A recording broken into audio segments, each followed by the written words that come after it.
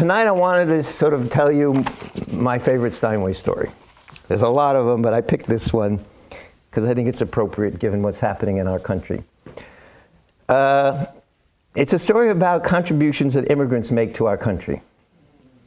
And I think now more than ever, we need to be reminded about those contributions. When the Steinwegs, W-E-G-S, arrived here in 1850, the founder, Heinrich, he was illiterate in English and German. We have documents in the archives where he signs with an X. So he's not just illiterate in English, he's illiterate in both languages.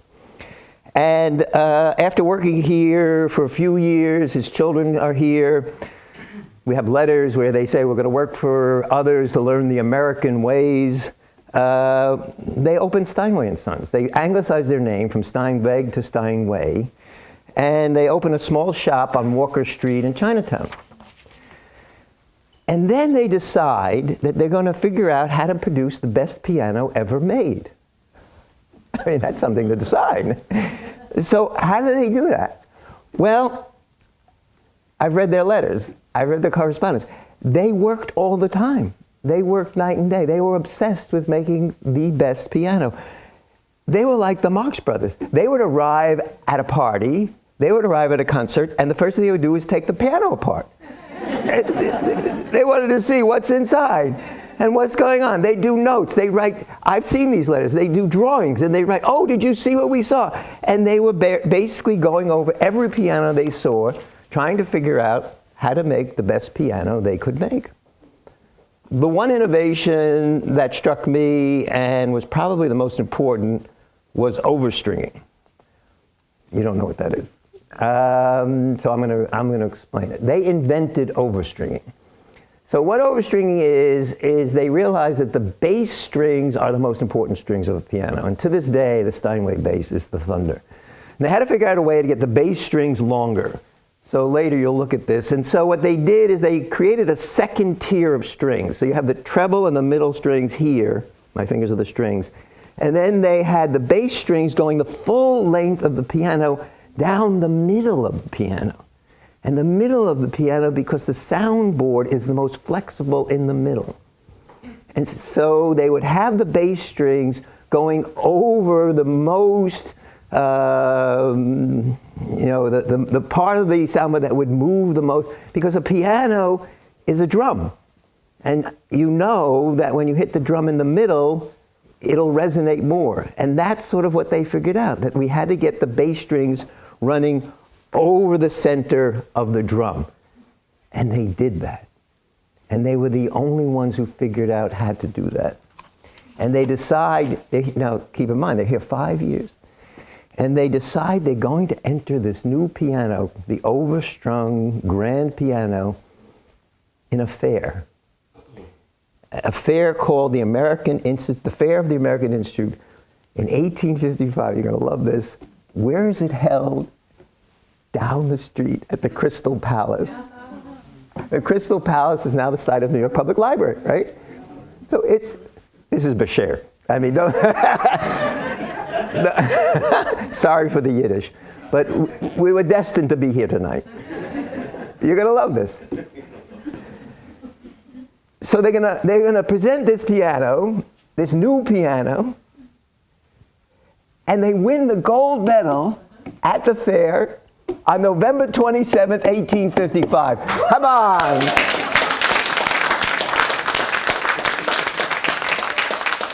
"162 years ago, today," right?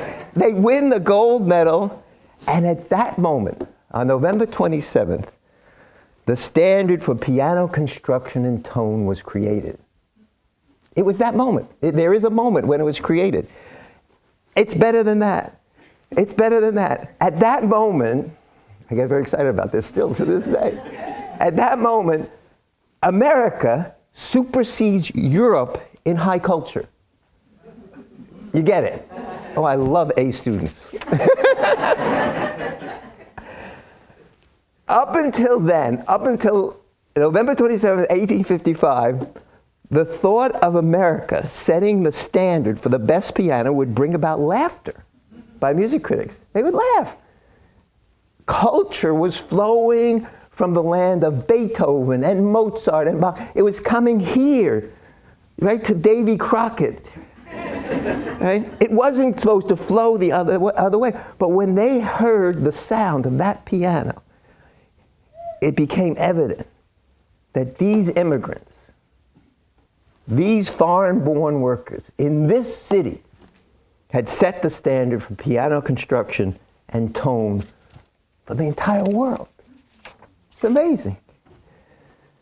Steinway is now the oldest functioning Queens-based manufacturer in our city. That's wonderful. It still reflects the talents of foreign-born population to this day. There are 250 union, I emphasize union craftspeople working at Steinway. You ready for this? Three-fourths of these workers are immigrants. 3/4 today.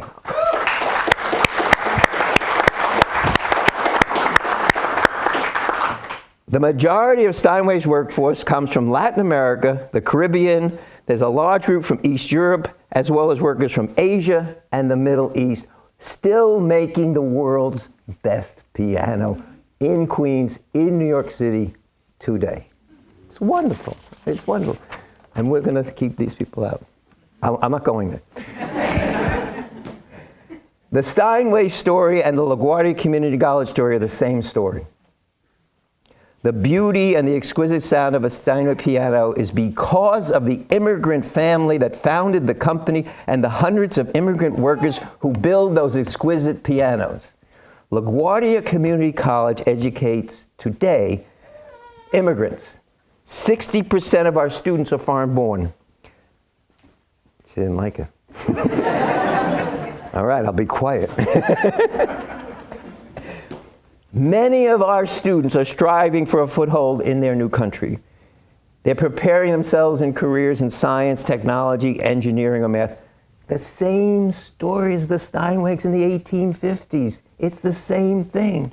Our students are trying to make it in America, and they work so hard, and they have jobs, and they have family, and they have babies, and then I give them homework. It's a crime.